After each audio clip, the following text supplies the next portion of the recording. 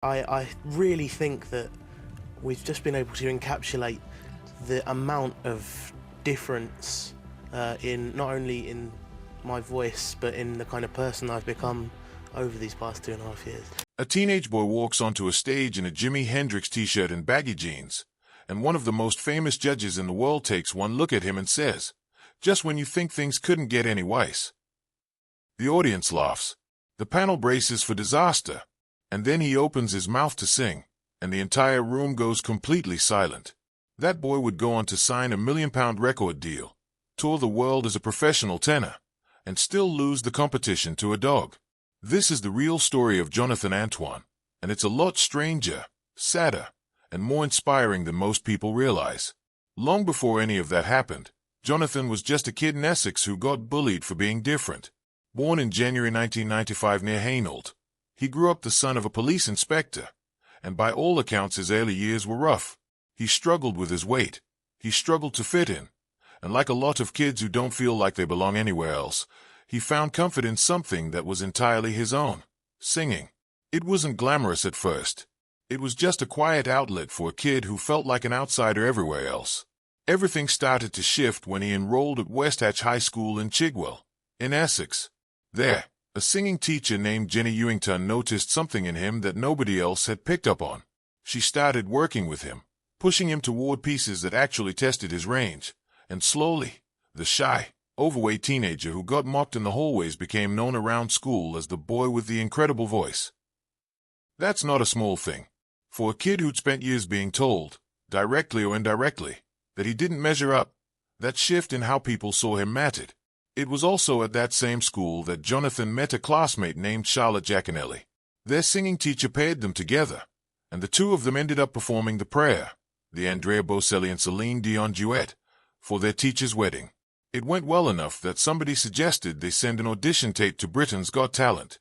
Neither of them expected much to come of it. That audition aired on the 24th of March, 2012. Jonathan was 17. Charlotte was 16. And when they walked out, the reaction from the judges' panel was not encouraging. Simon Cowell reportedly greeted them with a line about things not being able to get any worse, and it's hard not to notice the echo of an earlier Britain's Got Talent moment, when a similarly underestimated contestant named Susan Boyle got exactly the same kind of skeptical, faintly cruel reception before she opened her mouth. The pattern is almost identical. Judges see someone who doesn't look like a typical performer, assume the worst, and get blindsided. Because the moment Jonathan and Charlotte started singing The Prayer, the entire room changed. Jonathan's voice in particular stopped people cold.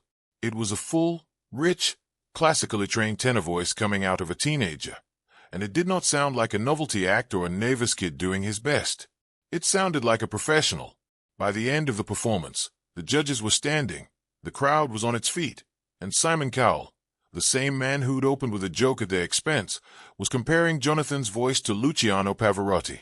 That's about as big a compliment as a judge on that show can give somebody, and it came within minutes of dismissing him. There was a genuinely awkward moment buried in all that praise. During the audition process, Cowell suggested that Jonathan would be better off going solo, essentially implying Charlotte might hold him back. It's the kind of comment that could have blown the partnership apart right then. But the two of them stayed together and pushed on through the competition instead. They advanced to the semifinals in early May of 2012, performing Caruso, and then made the final on the 12th of May, where they sang The Prayer again to another huge reaction from the crowd.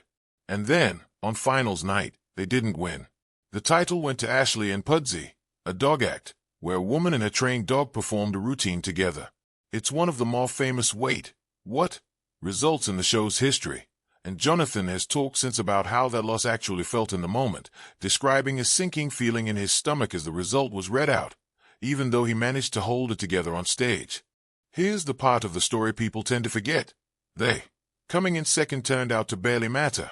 Within days, Jonathan and Charlotte had a record deal worth roughly £1 million with Simon Cowell's label, Psycho. Losing on television and immediately being handed a life-changing recording contract is a strange kind of consolation prize. But it's exactly what happened. Their first album Together, came out later that year and became a genuine commercial hit, landing in the UK top 5. A second record, Perhaps Love, followed in 2013, again charting well, and this one leaned a bit further from pure classical crossover into more contemporary material. That shift in the music was a small signal of a bigger tension building underneath the partnership. Jonathan's real passion was classical opera. Charlotte was drawn more toward musical theater. They were both still teenagers navigating sudden international fame together, and wanting different things creatively is a hard problem to paper over when you're a duo built around a single shared act. It's not that either of them was wrong. They just wanted different careers. In February of 2014, that tension came to a head. Jonathan and Charlotte announced they were splitting up as a duo. Both had been offered solo record deals with Sony Classical, and in their joint statement, they framed it as an exciting new chapter rather than a breakup, thanking each other for the journey that had started back at school and led to a runner-up finish on national television and 250,000 albums sold together. It read like a mutual, amicable ending, and by most accounts, it mostly was, even if the press at the time tried to spin it as more dramatic than that. What's true is that after the split, the two of them drifted apart. In later interviews, Jonathan has been fairly candid that they don't talk much anymore, chalking it up to the demands of the industry rather than any lasting bad blood. Has also been clear, more than once, that the two of them were never a couple, despite plenty of fans shipping them as a romance over the years. They were singing partners and friends, full stop, and Charlotte has referred to him almost like family rather than a partner. So the question became, could Jonathan actually make it on his own? A duo built around unusual chemistry between two teenagers is one thing. A solo classical career built entirely on one voice is another. The answer came fast. His debut solo album, Tenor, released in October 2014, went to #1 on the UK classical charts and even cracked the wider pop charts, making him the youngest tenor to hit that mark. Reviewers were genuinely impressed, describing him as a legitimate new voice in the genre rather than a talent show novelty act that had gotten lucky once. The recognition kept building from there. Placido Domingo, one of opera's biggest living names, personally invited Jonathan to perform alongside him. He toured internationally, built a following in North America as well as the UK, and released a second album, Believe, in 2016, followed by Going the Distance in 2020, a project recorded with the Royal Philharmonic Orchestra that included his first recorded performance of Nessun Dorma, one of the most demanding pieces in the tenor repertoire. That's not a song you attempt unless you're confident in your instrument. By this point, whatever doubts people had about whether Jonathan could carry a career without Charlotte had pretty clearly been answered. But success on stage and struggle behind the scenes aren't mutually exclusive, and Jonathan has been unusually open about that. He's spoken publicly about dealing with depression, including around the time of his Britain's Got Talent debut, serious enough that it led him to cancel a planned performance at the Royal Albert Hall, one of the most prestigious venues a classical performer can play. Imagine being handed that kind of opportunity after everything you'd been through, and your mental health simply not allowing you to walk on stage that night.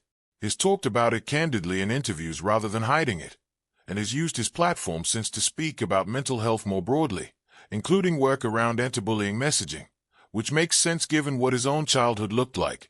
Then, in 2022, not long after his 27th birthday, Jonathan received an autism diagnosis. He didn't go public with it right away. It wasn't until Autism Awareness Day in 2024 that he shared the news on Instagram, describing the experience in a way that stuck with a lot of people. He called it a recontextualization of a life already lived, and said that was a scary thing to reckon with. That's a genuinely striking way to describe what a late-in-life diagnosis can feel like. It's not that something suddenly changed about him. It's that years of experiences, social struggles, the intensity of his focus on music, moments that maybe never quite made sense before, suddenly had a different frame around them. His said is still figuring out what the diagnosis means for him personally, and that he's choosing to write about that process publicly rather than privately, even while admitting he doesn't have all the answers yet. Around that same period, Jonathan also went through a significant physical transformation. By his own account, between roughly 2020 and 2024, he lost around 5 stone, about 70 pounds, bringing his weight down to somewhere around 15 stone. He's credited the change to a combination of managing a thyroid condition and building consistent daily habits, in particular committing to walking 10,000 steps every single day, something he said has only missed a couple of times since starting. He's described feeling stronger and healthier than he had in years, framing it less as a dramatic before and after moment, and more as the result of slow, repeated discipline, the same kind of discipline that got him through years of vocal training in the first place. So where does that leave things now? Jonathan continues to record and perform, still working primarily in the classical and classical crossover space he built his name in, while Charlotte has built her own career in musical theater, appearing in West End productions over the years.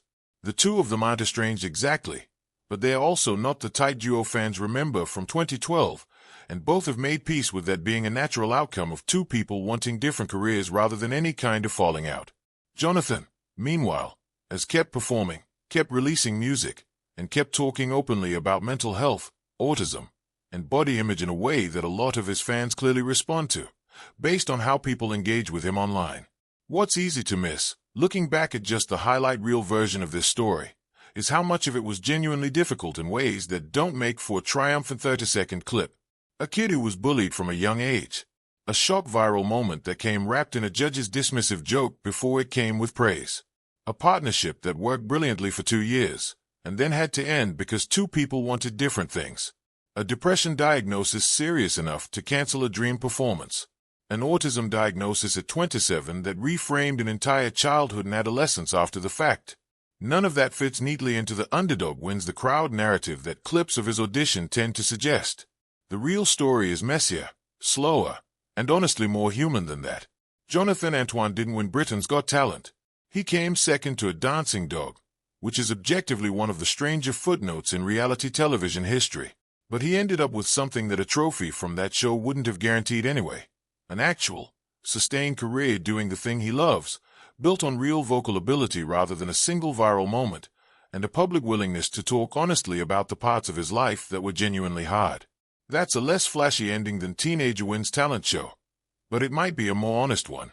If you want to see how he's doing these days, his own social media is the most reliable place to check, since a lot of what gets written about him online recycles the same handful of interviews from years ago without checking whether anything's actually changed since. That's really what happened to Jonathan Antoine from Britain's Got Talent. Not a fairy tale ending, but a long, complicated, still ongoing one.